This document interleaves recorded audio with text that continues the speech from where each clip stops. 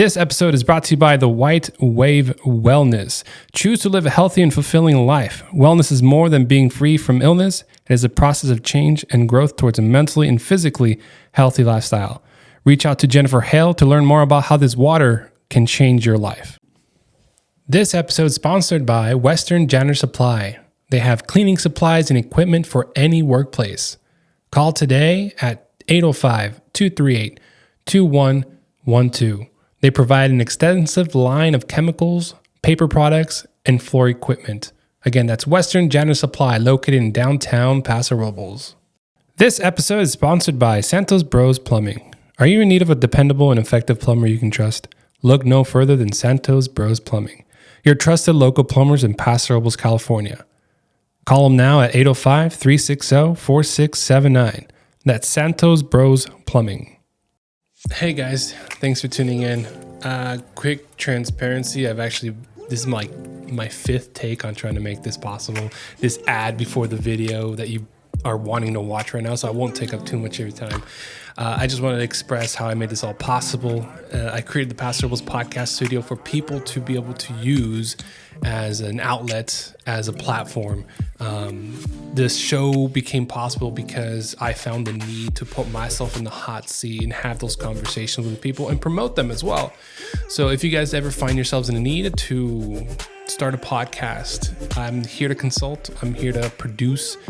Feel free to reach out, easyfmedia@gmail.com, or find me on social media anywhere pretty much. So I hope you guys enjoy the show. I don't want to keep rambling on too much. Thank you guys for watching.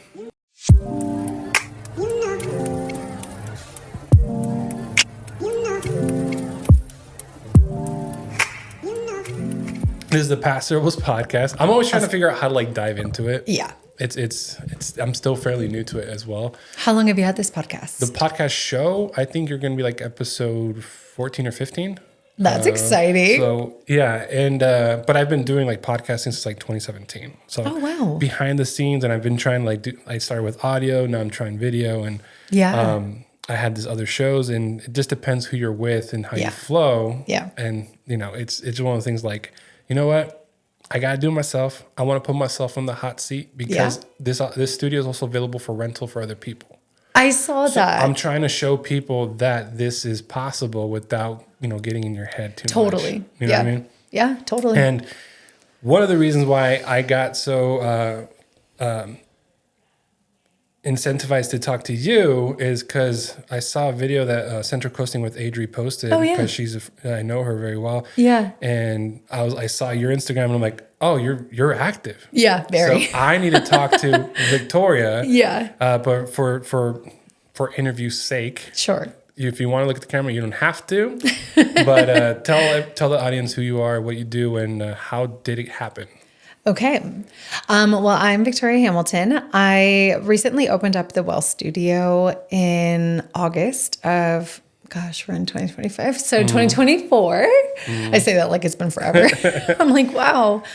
I used to be in therapy. So I was working in therapy for a while. Kind of got into it right out of the gate. I went to undergrad for psychology, then was like, okay, well, I guess the next best move is to go get my master's. So I got my master's and started working within the community doing therapy, and just was kind of getting my soul crushed a little bit. And then once I had my son, I just realized I can't keep getting my soul crushed anymore. I need to do something where I'm still benefiting my community while also benefiting myself. Because that's the biggest thing for me, is that I really want to get back to the community, and I'm a very altruistic person in general. So I really want to do something with my life that feels like it benefits everybody. Mm-hmm. I've always loved yoga. I've always loved hot yoga. So that was kind of a natural segue for me. Plus I started learning about eye movement desensitization and I'm not even going to try to say this whole word right now.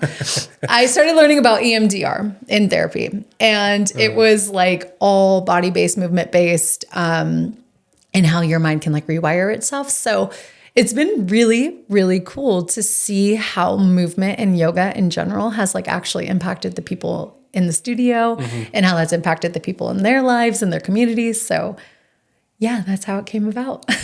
Is there some sort of like certification you need to be an instructor or to have this kind of business? So yes, but the state of California is super loose on this kind of stuff, which is really crazy. Yeah, with like fitness in general, it's really, really loose.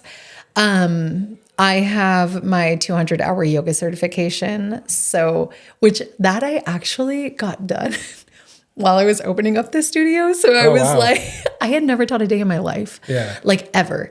And decided I was going to open the studio and was like, all right, I better get certified. I better start doing all this stuff. So I have my 200-hour yoga certification. And then I'm also in the process of getting my Pilates certification. Okay. Yes. So are you aiming for things that are more popular or just where you think it will help the people?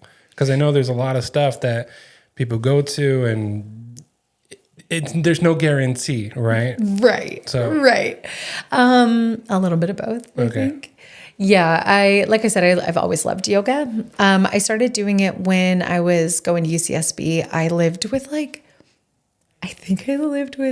8 people at the time. I was sharing a room with 2, like each one of us were all like crammed into. I don't know if you've ever heard of Isla Vista. It's like, I've heard of it. Yeah, it's like extremely tiny. Everybody is like crammed into their tiny little spaces. And so I would just go crazy. I would go crazy. I needed to have my own space. So I went and joined a gym that offered hot yoga and just fell in love. It was like my one space where nobody could touch my stuff. It was like my mat was my mat. No one could touch it. Nobody could touch any of my other stuff. And it was just like the most valuable thing that could ever happen to me in my life. So yeah.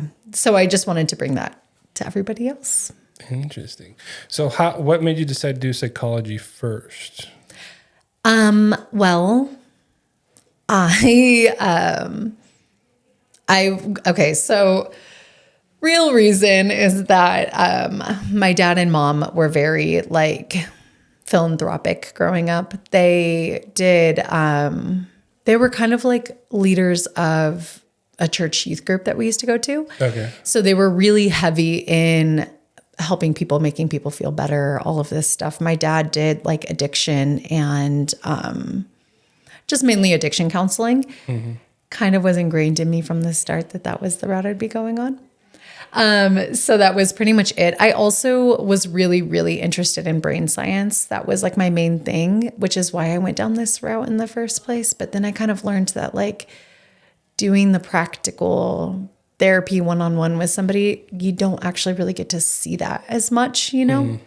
So it just kind of turned out that it wasn't for me as much as I would have wanted it to be. Got it. Yeah.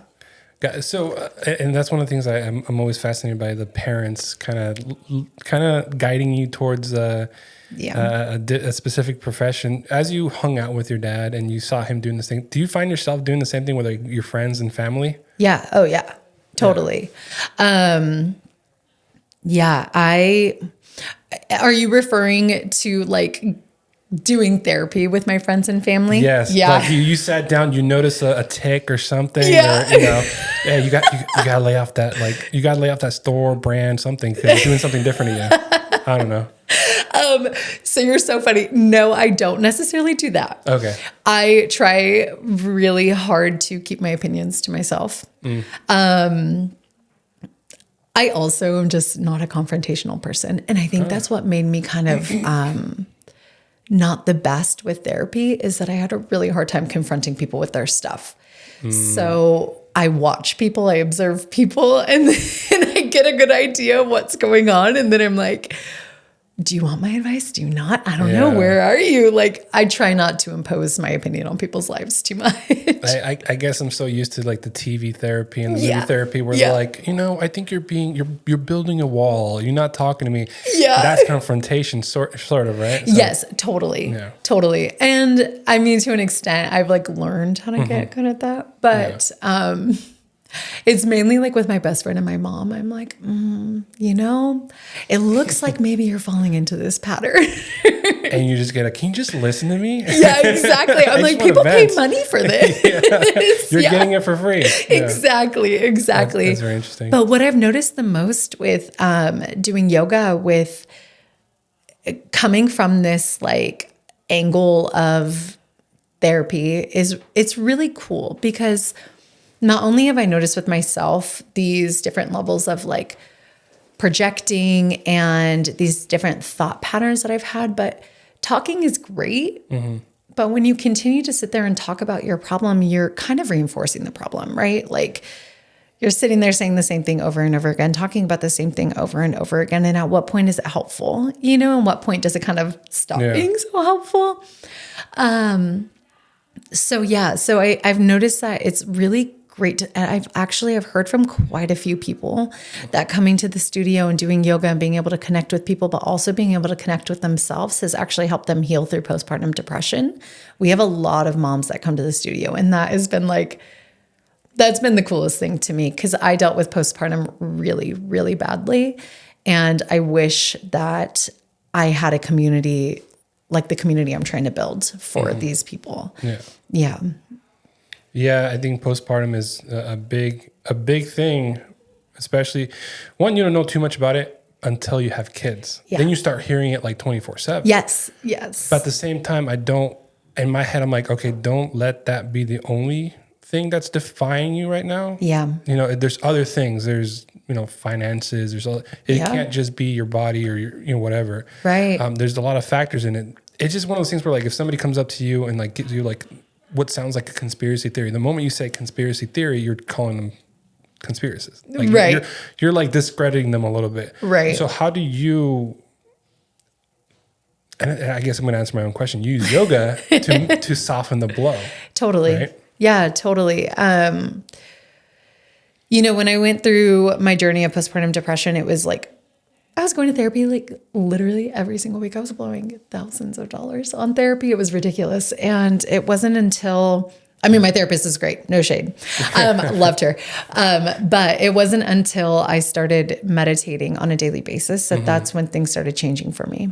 That was when I was able to I think the biggest thing for me was just seeing the rise and fall of like my thoughts and my emotions, and seeing how 1 minute I could be amped up. Like my daughter could be crying and I'm just like, my heart's pounding, my head overstimulated. Yes, yeah. Totally. And then the next, it's like, she's asleep and she's snuggly and it's so sweet and I love it. And so you wouldn't have it any other way. Exactly. And watching this rise and fall of like, oh my gosh, this is crazy. Oh my gosh, this is sweet. Like up and down and up and down. Once I finally was able to take a step back, that was when I was able to be like, okay, it's okay. Like you're not a depressed person. Mm-hmm. That moment's making you depressed. Yeah. Listening to screaming in your ears sucks, but it's done hopefully sooner rather than later. And then you get to move on. And I think that that's something that I've tried to incorporate with people at the studio, is like teaching them how to learn that in themselves, like observing their own thoughts. Like sometimes a lot of the people that come to the studio are very like high achieving and very like perfectionists. So it's a change of pace when they get there. Totally. Yeah. Totally. Total change of pace. And also it like really teaches them to step out of their like normal patterns of behavior and actually learn why they're doing these things. Like one thing that we can talk about sometimes during class are like these expectations that we set for ourselves, because sometimes you see these people going so hard in their class and it's like, no one's expecting that of you. You don't need to do that. Why are you doing that? Like if you're dying, take a break. You don't need to sit there and die. Like there's no reason. And even just that simple thing is so hard for people, You go work out with people and you're like, I got to be better than this person and this person. So that's interesting. In therapy, you said you learned how to do it, but you had a hard time confronting. It sounds like you're doing something similar here when you're telling them, hey, you don't have to, because that's the confrontation there. Right. So how, did you feel it, now they had therapy experience a little bit, that it was easier to talk to them when it came to like, hey, calm your mind. Don't Yes. tell me to be calm. Yeah. I think where I get the confidence is they can't talk back to me. Oh, I'm talking to the masses. I feel like I'm talking to the masses and no one can say anything back to me. And also, I think for my own sake, it takes the personal side out of it, because I'm not like, I don't know everything about these people's lives. Like, I really love to genuinely and deeply know and understand every person that walks through our doors. But at the same time, like, I don't know what their childhood was like. I don't know what all of these things are like, but I'm trying to teach them to learn how to work through that on their own without having to talk about it. Because how many of us really like to talk about our shit? Well, I definitely don't. I definitely don't. And I'll say this, and I don't really promote it, but like I've been in therapy, not right now, but like I was in it for like about a year with my wife, and we talked about a lot of stuff. And it's funny because like growing up, I remember being emotional with my mother, and she would brush it off as I watched too much telenovelas. Oh no. So I was being too emotional because they were being too emotional. I'm like, I'm over here trying to open up to you. You're like, no, I'm being real. And I'm being real. And I was just like, okay. So, it's just one of those things where like, okay, so I learned not to be emotional with my mother. Even today, I still have a hard time with her. But at the end of the day, I'm like, I'm not going to I don't feel like I'm tiptoeing around her, but at the same time, I'm not like pretending it's okay. Like, if that makes sense. Because there's been times where she starts telling me certain things, and I'm like, no. Yeah. You remember when we were kids and I did this and you did that, So let's leave it at that. So don't tell me how to tell my kids something. Yeah, exactly. I was just about to ask you, do you notice that a lot with your mom and your kids, like as you parent? They tell me, my mom tells me a lot of things, like how to, like what milestones they should be at as well. Oh, that's a big one. Drives you nuts. A little bit, because that kind of tells me, okay, she doesn't think I'm doing it right. Yeah. But at the same time, she tells me how she did it, and I'm like, no, that's not okay. Okay. And I mentioned this in a previous episode, and it's TMI, but it keeps coming up. Yeah. So maybe we have to talk about it. We have to talk about it. I'm afraid of anything that flies around me. Flies, butterflies, anything. Me too. I'm not the greatest at it. And so if we're walking down the sidewalk and I see a bee, I have to walk faster to just get away from that. Yeah. But then I was having a conversation with my mother, how the ages of diaper changes, or the ages of diapers versus training versus potty training, right? Mm-hmm. And she told me, oh yeah, when you were at this age, I wanted you to stop using diapers and go to use the restroom. So I put a fly in your diaper to scare you from it. Shut up. Are you serious? Yeah. And this is fairly new information, like 3 months ago. Oh my gosh. And this whole time I'm just like, do you realize I'm afraid of flies flying around? The fly. But hey, that didn't come up in therapy, to be honest. It comes up here. And that's one of the things I like about doing the podcast right now. It's this weird therapeutic process where people can tell me who they are, where I can like kind of relate to them a little bit. And also the audience could get to know you and how you are. Because I know you're being active on social media. Mm-hmm. And in my head, I go, okay, what else can people know about you? Yeah, definitely. Because I know you mentioned kids. Yes. So tell me a little about how old they are and how has that changed your life? Oh my gosh. How hasn't it changed my life? Or who were you before? Well, I mean, I would say in some ways I was still the same person. I was very, never wanted to let anybody down. Very like, high achieving. I had this idea that like, the only way I could prove my worth is to, number one, do something that is completely selfless in my life. So I truly felt like the only way I was living a life worth living was if I was doing everything for everybody else. Mm-hmm. And that's obviously draining. And then I also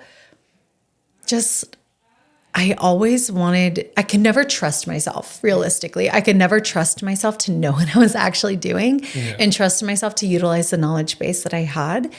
And that is one thing that I found yoga has taught me to be like, what do you mean you don't trust yourself? You know, like when you're actually in these moments and you're focused on your breath, you don't have to sit there and worry about like the things that you say or actively pulling on these parts of your knowledge because it's already there and you're already utilizing it, you know? So, that was a big part of who I was before, I would say. It's just somebody who was like massively afraid to speak up, confront anybody, do anything like that. That was a lot. Now I had my daughter in 2022. So she'll be 3 on Thursday, next Thursday. She is a sweetheart, but holy cow, she is like the most determined, crazy kid you've ever met. This kid, do you remember when we had those hailstorms a couple weeks ago? Oh yeah. She was running outside naked. She like running in the backyard naked, like it's raining. I'm like, get your butt inside, put some clothes on. What do you think you're doing? No clothes. Just like, girl, you are gonna give me a heart attack. You're gonna freeze yourself out here. Yeah. There's no controlling that kid. So that's her. My son, Weston, he just turned 1, the beginning of March. He's total opposite of her. He's so calm, so chill. Like, he has some opinions when his sister takes stuff from him. Like, he will yell at her and he will get very, very upset. But I think my daughter really disrupted who I was. Like, my daughter really taught me that, like, I need to, I can't have things be perfect. I can't control things all the time. That's just not feasible. And I think that was truly like one of the best lessons I could have learned for myself was like, I can't control everything. She's going to behave the way she's going to behave, because I was an overly analytical person with like everything that I did. Everything that I did, I would be like, well, the research says this, or the research says that. But if we do this and we do that, and this is where therapy killed me as a mom, because I would know all of these things about like childhood development or about like conditioning and like enforcing patterns of behavior. And it would drive me nuts. I would sit there and be like, oh my gosh, she's crying. I can't go into her room, because if I go into her room, then she's going to think I'm always going to go into her. And I would just spiral and spiral and spiral, and it would drive me insane. So it really taught me how to stop doing that and focus on like the current moment, focusing on my own intuition and all that stuff. And then my son being such an easy kid, it's been really nice. Like, it's been really beautiful to be able to actually enjoy motherhood from a totally different perspective, from a perspective of like, now I do trust myself, because my daughter totally disrupted everything I ever knew. So now I can trust myself. Now I have this like renowned sense of my own strengths and my own capabilities, hence the studio. I would have never have done that. Like 2 years ago, there's no way in hell. I would have never have trusted myself. But now I'm like, well, please, I got through the worst case of postpartum depression anyone could ever get through. And I have a son, and I'm killing it, and I'm doing this, and I'm doing that. I could totally do this, you know? Yeah. Do you find yourself saying that like the first thing in the morning kind of thing? You know, like what's it called? Like something verbal affirmation? Or is that what it is? Like every day? Yeah. Do you find yourself doing that, or is it just natural now? No, I think it's more I think when I very first started teaching yoga, I was really nervous. Like I said, I had never taught before in my life. Like, I was so nervous. And so I really had to practice that, like drop in, focus on your breath. You don't have to like overanalyze everything. And that's been the best thing for me. Whenever I start to feel really overwhelmed by things, it's just like, okay, drop in. You already know these things. And so you don't have to sit there and worry and be like, I have a whole list. I have my list of things I'm going to say, these lists of things I'm going to do. And it's a game changer. Yeah, I have this terrible. As you're telling me these things, I my mind goes to, well, what about this? Like adding it to your bad list, and I find myself stopping myself there because I don't want to bring you back to that world, Right. But I do like, it just gnaws at me because like, Yeah. I don't know why. Like I think a big thing is friction makes you feel something. So whether it's alive or something, just in general, you know, it's a lot easier to put friction in your life than to the positivity. So that's why it creeps in so easily. Totally. So how do you? I guess my question, what I was trying to gnaw out was, there are people who have been doing yoga before they go to your class. Do they tell you, and do you think anything about it, or did you go, all right, treat her like a new person, or treat them like a new person? You know. Are you referring to like people who go to other studios and then come to my studio? Yeah, because since you're so new, you know. Yeah. I try to treat everyone the same in that sense of like, regardless, anybody who walks through the doors, every instructor knows like we have conversations with those people. We want to know them. We genuinely want to get to know the people that walk through our doors. We care about them. So regardless of who they are, they walk through our doors, we get to know them. We have conversations with them after class, trying to see how things go. If they love our studio, then wonderful. And if our studio is not for them, then obviously my feelings are going to be hurt, but it's okay. But no, I think my biggest challenge are the people who've never done yoga before. Okay. Which I am extremely surprised. And I think it's because, you know, there are these established studios in the area.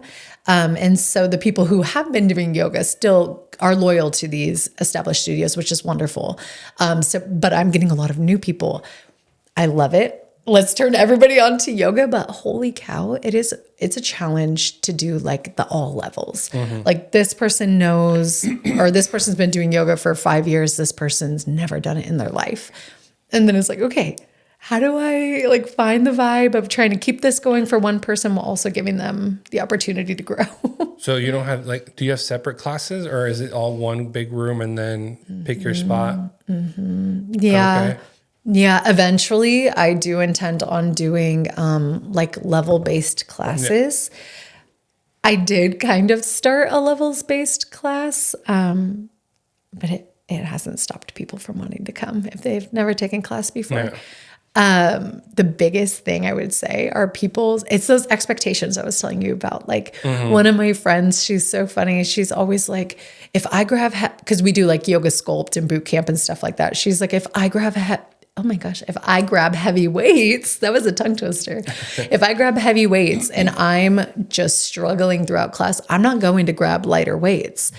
And I'm like, why would you not do that? Yeah. She's like, because I don't want everyone around me to see, which I'm like, what are you talking about? What are you talking about? So I absolutely freaking love when people in class grab too light or too heavy of weights and they walk their happy butts back into that room and they grab a new set of weights, because then I'm like, yeah, that's success right there. You're listening to yourself. You're doing your thing. I love it. Yeah.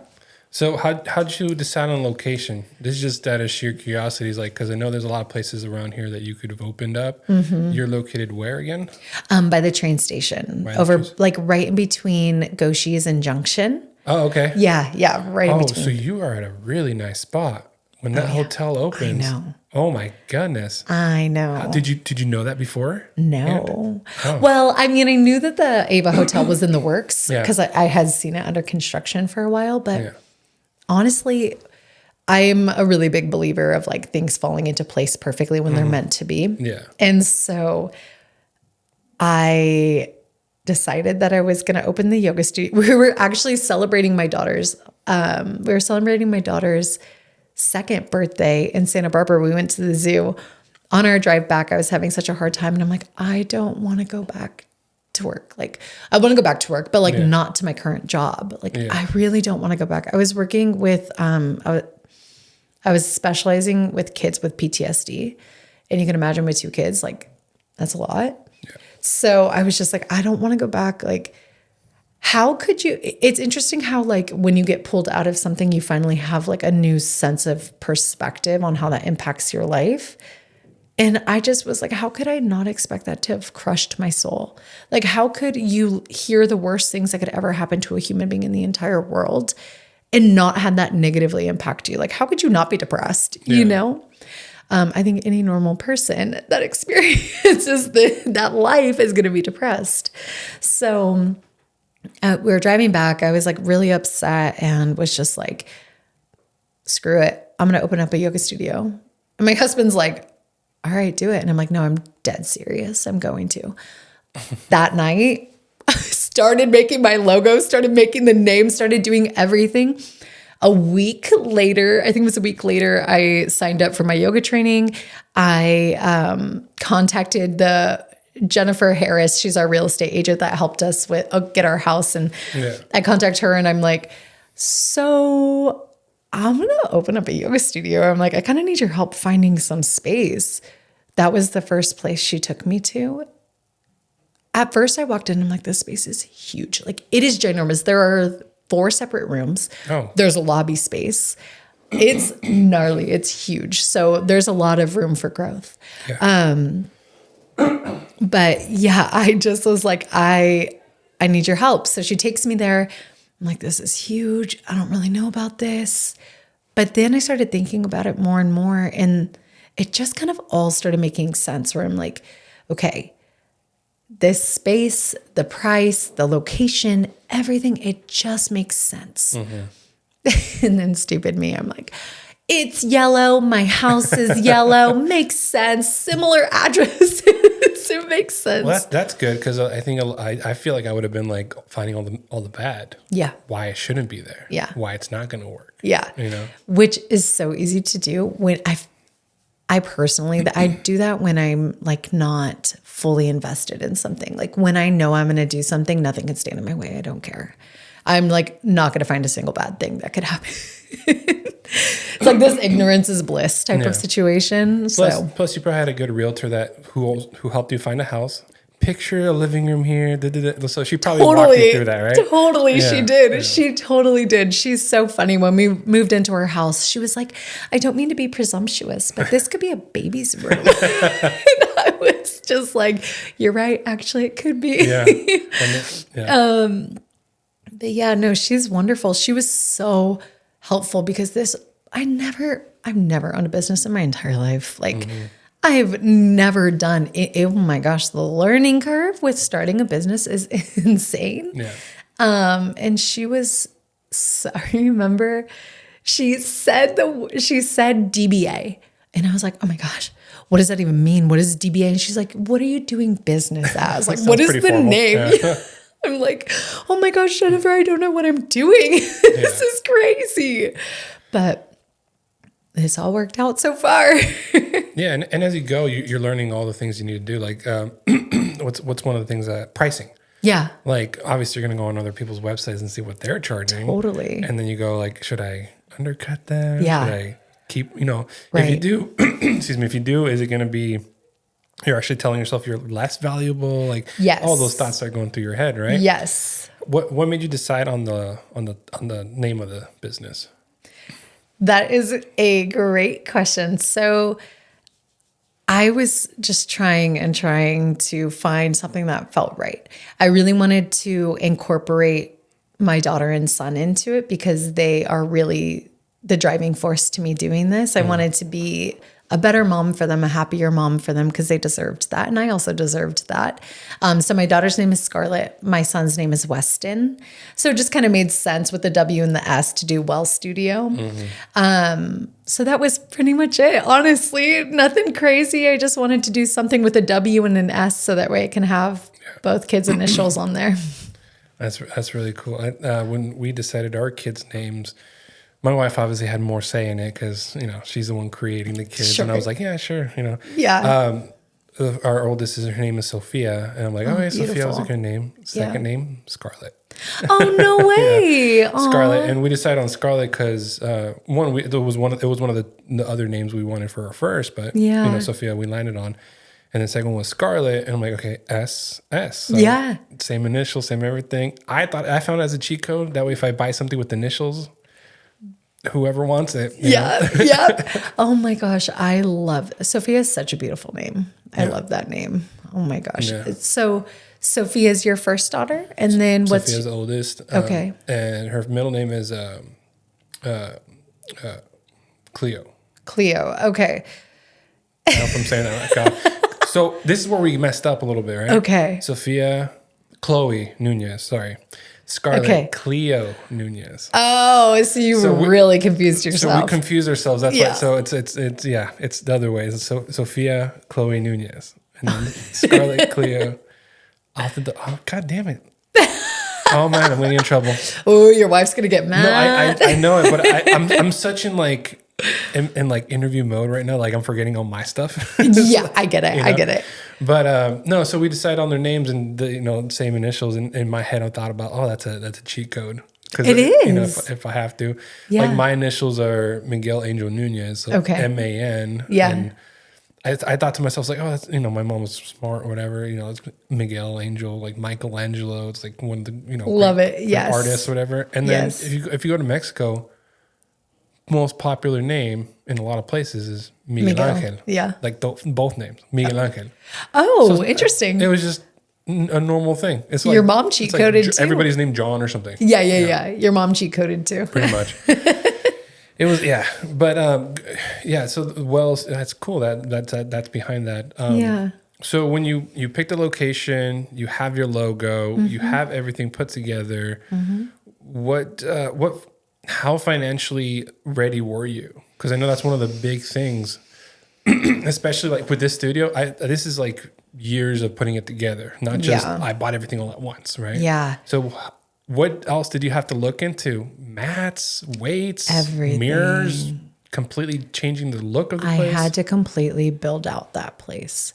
So the previous business that was in that space had it really not conducive to yoga or anything like that. So I had to knock down some stuff. I had to put up some stuff.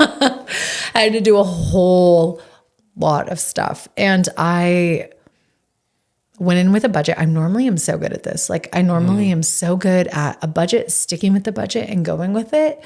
But then construction costs vary so much. You get quoted one thing and it's a completely different amount. And that is what really drove me crazy. But yeah, I had to build out the studio, bought a bunch of mats. I wanted to go with like really high quality branded stuff, just like as a way to kind of stand apart. So I went with branded mats. I went with branded blocks. I went with branded clothes. I went with branded resistance bands. I did not get branded weights. That was going to be way too much money. No one needed that. Right. But for me, it was worth it because it's kind of those little touches. And that's actually one compliment I get a lot when people come into the studio is like, wow, I really like that. Like, your brand's everywhere. It was really like a thoughtful process. So was it a consistent brand across them, like all from like the same brand? Like the same manufacturers. Yeah, for the most part. Okay. Yeah. So I went through I did go through various manufacturers, but they were really good about just slapping my logo on there. Okay. Yeah. So It's been really good. I really do not regret getting any branded stuff. It also, I really don't think that it cost me that much extra to go that route versus like a traditional route. Yeah. But the funny thing is I have these gorgeous marble floors when you first walk into the lobby. Makes them look super, super expensive. I got those bad boys on sale, like 75% off at Lowe's, bought the entire thing. I was like, how could I not get this? And I remember at one point being like, oh my gosh, why would you do this? Why would you buy such expensive floors when you need to put floors everywhere? And I kept having to check myself and be like, this is actually a third of the cost of my vinyl floors. So I'm I'm like, why am I tripping out about this? This is so silly. Yeah. So sales, pricing. I see that you have you're promoting certain pricing on your website. this is just my business curiosity. It's like, how are you deciding the pricing? Again, you probably look at other people's, but you want people to come in. So Yeah. you kind of sort of have to value it a little bit lower to start. Yeah. So interestingly enough, what I've learned, free classes are not the way to go. So, well, actually not true. I just ran Fridays free last month, and that was really great. However, doing that like first class free does not work at all. You get people, because if you think about it, in Paso, we have so many people who are traveling. Yeah. So then you get these people in that are just here for a day anyway. And so then they go in for free and you don't get anything out of it. And that's hard. So I learned that one pretty quick.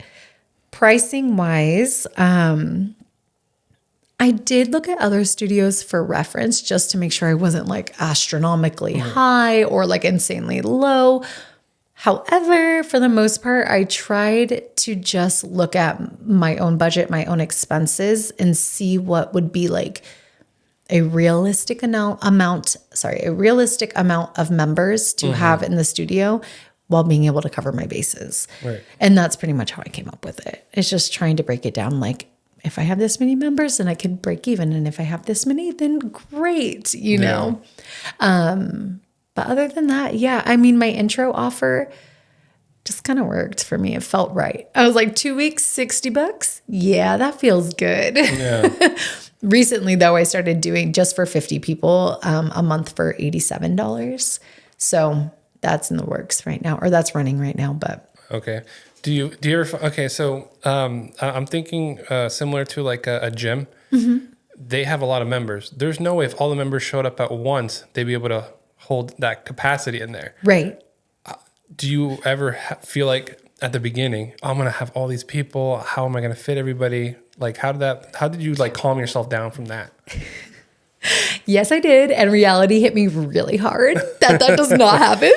So I'm hoping one day that would be amazing. That would be a wonderful problem. Yeah. I would be so stoked on that. But no, reality hit me pretty damn fast and pretty damn hard that it's not the case. The reason I ask is like, do you have like a monthly charge or is it just per class? Both. So I have different tiers. So like you could do monthly unlimited, taking as many classes as you want. And you would be surprised, like, people are dedicated. I have people that are there like 4 or 5 days a week, every morning. And like I said, I'm early morning classes. These people are so dedicated to getting their yoga and their workouts in before they go to work. So that membership makes so much sense. Like they're getting per class so cheap. Otherwise, yeah, I do have drop-ins. And then I also do like class packs. So for the people who maybe are at other studios or maybe they're just in town periodically, like they can buy a 10-pack or a 5-pack and use it whenever they want. So it kind of works out nicely. There's a little something for everybody. Okay. Yeah. Because I'm over here trying to figure out how to, because I do like sessions. I rent out those studio for other people to use it for their own show. Yeah. And I do sessions, but now recently, because I've been thinking about like subscriptions to have some sort of like consistent, you know, a revenue kind of thing instead of waiting for somebody to tell me, yes, they're down. Yes. Do they have to RSVP or do they just show up? No, I highly encourage people to sign up in advance. Okay. I think I've had just a few people just walk in without signing up, and it kind of makes things a little complicated. So the way that we do things is we do like a pick a spot. So you actually have like a numbered spot. Excuse me. There's a numbered spot that you can pick. And people love that. Like people love being like, oh, I'm on spot 6 today. And that's my spot. No one's going to be there when I get there. So yeah, I highly, highly encourage people to sign up beforehand. Okay. I only had one class. And this was recently. I had one class that was completely sold out with people on the wait list, which was so cool. So yeah, hopefully that'll be the norm more often. And then then people will have to sign up. I know for me, I get really like ahead of myself. Are you wanting to open more or expand at all? That's a great question. It crosses my mind every now and then. I don't really know. I really don't know. Honestly, probably not in the cards for me at this time.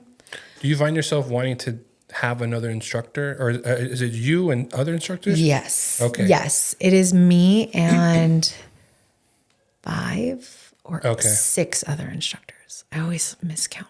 But yes, I have multiple other instructors, thankfully, because trying to do it all by myself is so much. All right. Yeah, the instructors I have are so wonderful. Oh my gosh, I seriously could not have asked for better people for the studio. They're all have the same vibe as the studio has, which is just very like open and warm and kind, which I love. I also wouldn't have brought them on if they didn't have that kind of vibe. But I've gotten really, really lucky. Like they have all been just so supportive of me in this journey, helpful with me, like marketing the studio and being flexible with the needs of the studio. So it's been really wonderful. We have some instructors who are like highly trained in Pilates, lots of certifications, and we have other instructors who are getting trained in like prenatal and postnatal work. Yeah, it's really, really cool. Sometimes I kind of have to like pinch myself, especially if I go to another instructor's class and I see all of the like members in the studio, and I look around and I'm like, this is all because of me. Yeah, you built it. Yeah, you should be proud of yourself. It's crazy. Yeah. It's crazy. So one of the big things I like to think about is opportunities. You're being next to the Ava Hotel. Are you planning to talk to the GM or whatever? I had him on the show. Oh, did you? Yeah, he's on a previous episode. Okay. So every time he's telling me things and how excited he is, and I'm over here like my mind's working. Like, what can I send him his way, kind of thing. Yes. And yes. I can just see that for you is where the guest can opt in for a yoga class provided by the Well Studio. Yeah. And I'm just like. That's why I'm like, what? You're next to the, next to the hotel? I know. I'm so lucky. And yes, I am in the process of trying to get something in the works with them. So fingers crossed. We will see. Yeah. Yeah, I'm excited for the hotel, especially with like the rooftop bar. Oh, it's going to be so cool. It's going to be, I think it's going to be a game changer. There's no way other hotels are going to like think, oh, we should have done it that way. I know. Not saying that the hotels are bad, but I'm just saying like, you want them to, it's like a one-stop shop, so to speak. Totally. Yeah. Are you from Paso? Yeah. Okay. So you've seen the changes. Oh yeah. I remember when I was a kid and the Niblick Bridge was just 2 lanes. Whoa. Before they expanded up to like 4 or 5, whatever it is. Oh my gosh. Yeah. Whoa. Yeah. That's crazy. And there's people that are older than me. It's like, oh, I remember when there was no bridge. I'm like, calm down. How did people get around? Yeah, how do people get around? Yeah. There was dirt roads. Oh my gosh. Yeah. Oh my gosh. I saw Paso grow, and then I moved away in 2012 to manage a movie theater in Lemoore, which isn't too far. Cool. Yeah. And every time I would visit, I just saw more and more foot traffic. Yeah. And I left knowing Paso was, I had that like kid mentality, like there's nothing to do around here. Yeah, same. And as I came back, I'm like, I need to come back. Yeah. Because this is crazy. It's insane. Yeah. I know. Because I know you went to Santa Barbara for school. Yeah. Where are you originally from again? I'm from here as well. From here. Oh, okay. Yeah. Okay. So you saw the changes too. And I was the exact same. There's nothing to do here. I want to move. I want to get out of here. I am not kidding you. When I graduated from high school, I went to the University of Alabama at first. Oh. I was like, get me as far away from this place as I could be. Literally take me across the country because I don't want to be here anymore. Wow. And then I missed it a lot and I came back. Yeah. There's something about Paso, and this is a great reason why I want to keep doing this Paso Robles podcast and have people like you here. Yeah. It's because Paso has this unique story, this unique, like, I always say, like, I feel like we're in a snow globe. There's things happening outside of Paso, and we're like, we're good. Yeah. I mean, we care. Of course. We pay attention. Of course. But in our own little bubble, we're like this self-sustaining, so to speak. I know. And it's just incredible. It is incredible. It is. And it always is funny to me when people come from out of town and they're like, oh my gosh, this is the coolest place ever. Because I can't help but think from the perspective of that kid growing up who's like, it sucks every year. I know. And now people are showing up and you're just like, oh, well, let me tell you about this place and this place. Yeah. it's just there's what, 300 wineries now. Yeah. And I remember when I left, there was like 100 and something. I don't know. Oh It wasn't a lot. gosh. And every time I would come back, I'm just like, oh my God, I should have started that limousine business with that buddy of mine at 18 when we talked about it. You messed up. I messed up. But the funny story about that is that we were general staff at Park Cinemas, and we found somebody trying to sell a limousine for like $500. Oh my Real gosh. cheap. Well, 2008 was, cars were cheaper a little bit. Yeah. And we're like, I mean, we're part-time. I don't have a lot of money, but like if we really wanted to, like we can work it together. We can learn how to drive it and all that stuff. Yeah. Guy turned around and says he actually wanted more money. Oh. And we're just like, never mind. And this is before Paso like just completely blew up, right? Yeah. And then I have those moments where I think, what if we did? What if we kept it at? And I've even had offers to drive other people's limo, even though like I never driven a limousine. Oh, that's so During funny. the pandemic, I think I had the most job offers ever. Really? Which is fun because we were non-essential at the movie theater. Sure. So we had to close down. Sure. But there was like, everybody's like, hey, do you want to drive our limousine, blah, blah, blah, for, our business? Like, let me think about that. Oh my gosh. And then I ended up just delivering for Red Scooter downtown for a little bit. Yeah. And then once Park Cinemas opened up, I went back, and then I'm no longer there since Yeah. last December, but it was just one of those things where like pandemic happened again, little bubble, Paso Robles, still opportunities. I know. And that's the craziest part. It's like there's still opportunity here in Paso. I know. I was living in Slow when the pandemic was going on in the very beginning until we bought our house here. And I just remember like Slow was so different during the pandemic. Everything was so like, no opportunities. Nope. No. You stay home. You don't do anything. Then I would come here to visit my mom, and my mom's like, what are you talking about? Like, everything's fine. Yeah. For the most part, Paso felt like it was still trucking along without almost, because, there's this weird like subconscious feeling that they had here is like, oh, we're going to be fine. Yeah. Even though there was that scarcity of of work and stuff like that. Right. I didn't feel it. I think I had the most money into my bank account during the pandemic. I love that for you. That's amazing. Well, I mean, and then after that, we started, getting into the buying on Amazon and stuff, whatever, Temu. Then you lost it all. Then we lost, but like it was just one of those things where like, one, probably because there was nothing to do, which forced us to save the money. Yeah. But two, like I increased my income basically all the little side things I was doing during the pandemic. Yeah. So I don't know. It was just interesting. Paso just has that weird vibe of there's opportunities here. Like I helped a buddy of mine over the weekend at Wine Boss. Oh, uh-huh. So I helped him because I have a private label. I'll show you about him a little bit. Oh, yeah.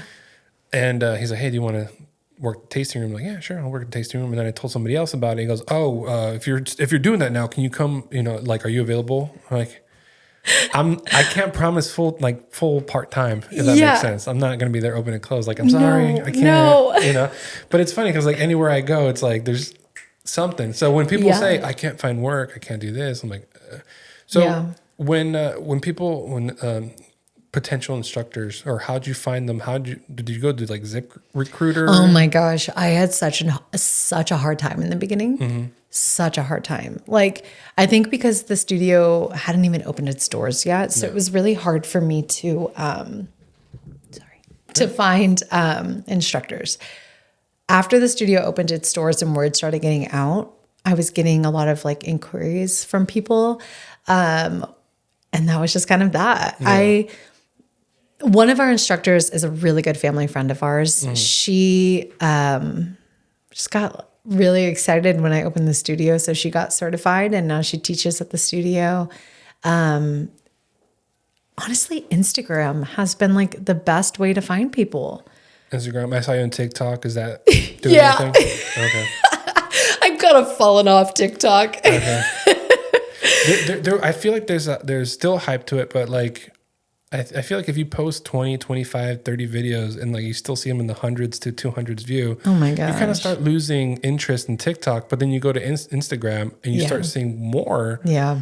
I mean, yes, do everything. Yeah. But Instagram, I don't know. I feel like it's going to make a comeback. We'll see. Yeah. We'll see. I mean, as long as it benefits the business, business is. Yeah. I don't care. You do you. I've been doing like social media clips. I don't know if you saw my profile. Yes, I did. For people. And I compare, like I add them as collaborators, obviously, because that's one of the things you should be doing if you haven't, especially if you're talking to them. So I'll add you as collaborator when I make social media clips. And those clips are doing more views than their own posting. Yeah. And I'm just like, see? It makes sense. It makes sense. Yeah, it totally does. And people love to watch this kind of stuff. Like you think about people who watch podcasts, they love to like actually watch it and listen and do all of that stuff. So it's great advertisement. It's great like for the social media and all of that stuff. I hated social media for so long, especially because when I was going through postpartum, I just deleted my Instagram. I was like, I can't keep seeing all these happy people. Like I am not happy. I don't want to see this, you know? I'm like, I can't keep seeing all of my, cause I was the first of my friends to have a baby. And I was just like, I can't watch you guys going out and having fun. It hurts my feelings. So I'm like, I can't do this. I'm just going to remove myself from the situation. And then once I started the business, I started Instagram again, and I have so much fun doing it. It's so much fun. It's so silly. And honestly, at first I was like, okay, because it's a business, it's got to be like serious content. No way. The best performing content that I've done is the silly things that like, what are you even talking about? That's about your business, but it is in certain ways, you know, as long as you have your logo on there. Yeah. I actually just today, before I came over here, I did a reel with one of the Mean Girls from the Mean Girls movie, like one of the clips of their audio. And it's just so ridiculous. But it took me an embarrassing amount of time to edit and do. But I'm just like, this is funny, so who cares?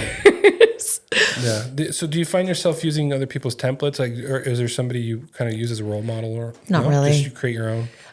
Well, there is one studio, an Australian-based studio. I don't know why I have an obsession with Australian-based things, like Australian-based clothing companies and studios. And I don't even mean for it to be that way. Like I'll just see clothes or I'll see something. I'm like, oh my gosh, I love that. And then I'm like, oh, of course it's Australian.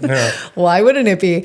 So there's this Pilates studio called Soho Pilates in Australia. And they are hilarious. And they're the ones that I got the idea to be like, well, if they can post funny stuff and they're thriving, then why can't I try? I think I'm funny at least, right? Like people, they give me a little chuckle or two. It's fine.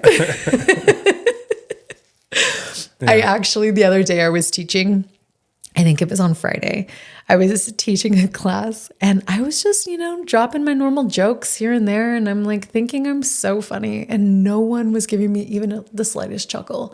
And so I was like, all right, one of two things is happening. I'm either not very funny today or everyone's just dying and they can't even let out a laugh. There's no middle. So I chose to believe that everyone was just struggling. They keep me laughing themselves. I like to think of myself as like the comedic relief when it comes to my friend groups and stuff like that. And whether it's like a defense mechanism, I don't know. We won't dive into that. Yeah. But are you sure? I remember being over at a friend's house, and the dad of that friend was a cop, like chief, like he's one of the head guys or whatever. He's very serious, and I remember they were trying to flip we were in front of a bonfire, and it was like starting to die down. And they were trying to flip it, and I was just sitting. I'm the only guy hanging out with like two of the girls or whatever, and I'm just like, okay, like I should be helping. I'm the man or whatever. In my mind, I was like, I don't know if I should or not. Like I'm not trying to take the power away from them. Right. And here he comes. He just like grabs it with his bare hand, turns it over, and like walks away. And I go, I was just about to do that, man. Like you beat me to it. And he chuckles a little bit, and I'm like, I won. You're all pat on the back. I got that. But those little moments where I can make somebody so serious, chuckle, and I'm like, I know. I was funny at that point. Yeah. And that's how I measure that. My points went up quite a bit there. Exactly. Yeah. And I'm like, next time if he ever sees me, he knows like, oh, this guy's a funny guy. Now I'm always welcome back at his house, right? Yeah. No, it's funny. They have dogs, big dogs at the time. I was already a little uncomfortable there. So the fact that I got through it like that was very interesting. Oh man, what else should I ask? What do you want the people to know? I mean, we talked about a little bit about your kids. We talked a little bit about the business, where you're at, how you started. I mean, you're active on social media, so it's not like tell them something new, you know? Yeah, if it's not totally. Broken, if you know, it's not like go down in deep dark secrets. Like I actually used to Oh, draw. darn. I used to draw black hearts on my notebook for the longest time. You know? It's actually the skull and crossbones I used to draw. Yeah. No, I think the biggest thing I want everybody to know is that the studio is like the most welcoming place on the planet. It's funny because I've gotten so many people who've been like, I was a little intimidated to first come because I didn't know, like, yeah, it's my marble floors, man. What can I say? Everyone's like, oh, it was like, it looks nice. And so I didn't know what to expect. Yeah. But then they come in and everybody's just like dripping sweat together, dying and laughing together and having such a good time together. And that was all I could ever want. All I could ever want is a space where everybody feels comfortable, where everybody feels safe. Like, if you want to look cute, but like no one's going to judge you. If you want to go get a different set of weights, no one's going to judge you. That one's for you, Glenda. Everybody's struggling with their own thing. They're too busy to focus on somebody else. Exactly. Right. Everyone is gasping for their own air. Yeah. No one can even care. But no, it's really like, it truly is such a wonderful and supportive place. I truly could not have asked for a better community of people. And I think that has been one of the best little pieces of advice that someone has given me is like, you know, just stay true to your vision, build what you like, be true to yourself, build your vision out. And then the people who align with that will show up. And that has been absolutely true. Every instructor that has been in my studio feels the exact same way. Like, wow, every person that walks through these doors is so caring. They genuinely care about us. We genuinely care about them. Like, I mean, we've already been through enough as a community to be so isolated. No one needs to be isolated anymore. So that's my biggest thing, I think, is the studio is not intimidating. This is why I make these dumb videos on social media, because I want people to know that, like, come as you are. Come have fun. Come enjoy. Yeah. Yeah, exactly. Well, thank you, Victoria. Of course. It's been a pleasure having you here. And I'm not saying I'll ever try yoga, but if I do, I'll make sure I contact you. Come to me. Yes. And I mean, I've done, have you ever seen that workout, Insanity? I've heard of it. I don't know if I've seen it. It's kind of like P90X, but without without the weights. Yes, yes. Sean something. I can't remember his name. But I remember doing plyometrics or something like that. It's a very core base, and I can only imagine what yoga would do to me. So I would have to take baby steps. That's okay. No. It's for everybody. You can be zen. You don't need to worry. Downward dog is the only thing I'm going to get. You know what? I tell people all the time, I'm like, if you come into the studio and like you're not feeling it today, take a freaking nap. Like, I don't care. It's your money, not mine. I mean, technically it is kind of mine now. But I'm like, it's your money. You can take a nap. You can lay in child's pose. Literally nobody cares. You do you. And sometimes I do get people who they don't take a nap, but they go down, they hang out. They're just hanging out. That is really, I mean, that's cool. You know? Thank you so much. I do want to invite you back, and I want you to think about if anybody you want to sit in with you. Sure. Because my goal here for the Paso Robles podcast is to get to know businesses, to get to know people, but also give them this as a platform to constantly promote themselves. Yeah, totly. I would love to come back. This was so much fun. So thank you, Miguel. This was so fun. Thank you. Of course. We're going to work through your fly issues. You know what? Yes and no. This is how we're gonna end it. Yes and no. It's like I want it around in case there ever is something that's not good flying around. You know, maybe a mosquito that's carrying some sort of disease. I don't want it, so I'm gonna swat it. That's away. valid. I don't want to be like, it just got me. You know. You need exposure therapy. You need exposure therapy. We're going to put you in a small room with a bunch of flies. Can you imagine me in Fear Factor with that? Yes. Yes. I would watch that. Just me struggling the whole time. I would lose that competition. You would win. What are you talking about? Have some confidence. I mean, I like to think I have confidence, but at the same time, like I try to keep myself realistic. Like this is what's happening. Yeah. You know, but you know. See you later, folks. Thank you.